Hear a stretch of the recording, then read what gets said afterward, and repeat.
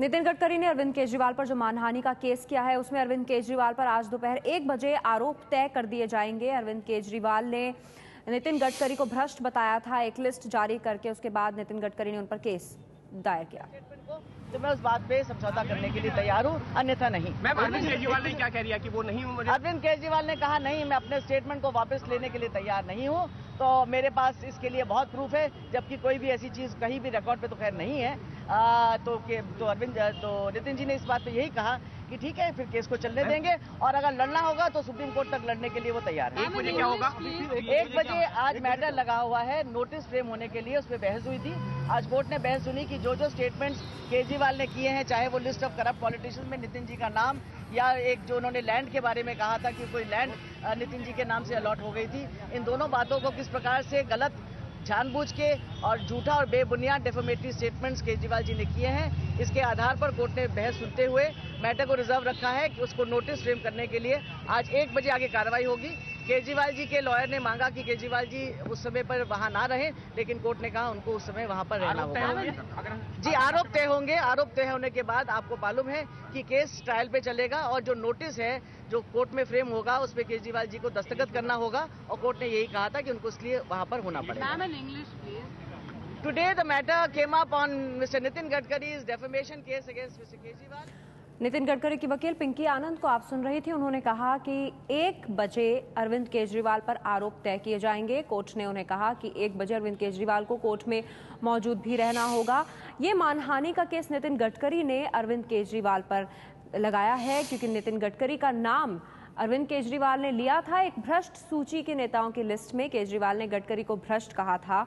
मानहानि का केस क्या है, ये आपको हम जानकारी दे रहे हैं। अरविंद केजरीवाल ने नितिन गडकरी को भ्रष्ट कहा था, जिसके बाद नितिन गडकरी ने मानहानि का केस दायर किया था और ये उन्होंने चुनाव से पहले कहा था। भ्रष्ट नेताओं की लिस्ट जारी की थी अरविंद केजरीवाल ने और ये कहा था कि जितने ये नेता हैं जिनके नाम अरविंद केजरीवाल ले रहे थे, उनका कहना था कि इन सभी नेताओं को चुनाव में हराना है। हालांकि नितिन गडकरी चुनाव जीत गए और उसके बाद गडकरी ने मानहानि का केस दायर किया था। इस सूची के जारी करने के बाद अरविंद केजरीवाल से नितिन गडकरी ने कहा था कि या तो माफी मांगे या फिर मैं केस करूंगा। माफी नहीं मांगी तो उन्होंने केस किया।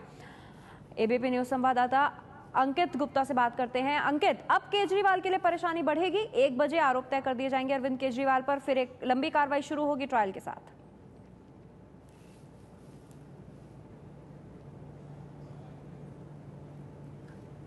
अंकित, आप मेरी आवाज सुन पा रहे हैं? अरविंद केजरीवाल के खिलाफ और अरविंद केजरीवाल के खिलाफ आरोप तय करने के बाद में इस मामले में जी बोले। पल्लवी, मेरी आवाज आ रही है? That the necessary ingredients of 499 IPC have been made out.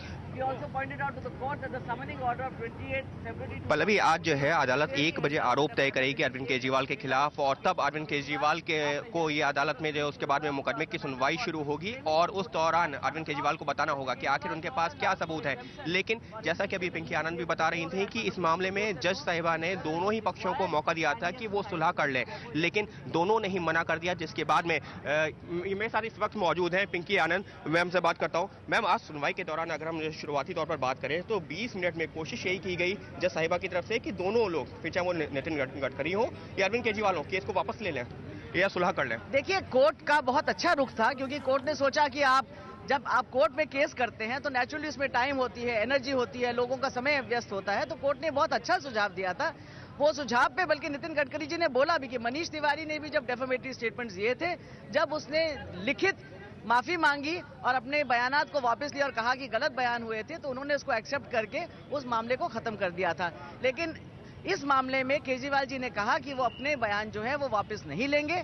तो कोर्ट ने जब कहा कि आप बस इस बारे में सोच लीजिए, तो नितिन जी ने कहा कि मेरी जो रेपुटेशन है वो मेरे लिए बहुत अहम है, मेरे लिए, मेरे परिवार के लिए, मेरे सारे दोस्तों के लिए, कार्यकर्ताओं के लिए, पार्टी के लिए, और मैं अपनी रेपुटेशन पे कभी भी आंच नहीं आने दूंगा। मैं देश का एक ऑनेस्ट पॉलिटिशियन हूँ और उस कैपेसिटी में मैं लड़ता रहूंगा दिखाने के लिए कि मेरी सच्चाई क्या है। मैम, जज साहिबा ने ये भी कहा कि आप दोनों ही एक बड़े राजनेता हैं, दोनों को की तरफ ना सिर्फ देश बल्कि दुनिया देखती है, दोनों ही आप जो स्वच्छ राजनीति की बात करते हैं, तो आखिर ये कोर्ट के चक्रों में आप कहाँ फंस गए हैं? तो उस दौरान नितिन गडकरी ने कहा भी कि अगर अरविंद केजरीवाल ऑनेस्ट है तो मैं भी हूँ।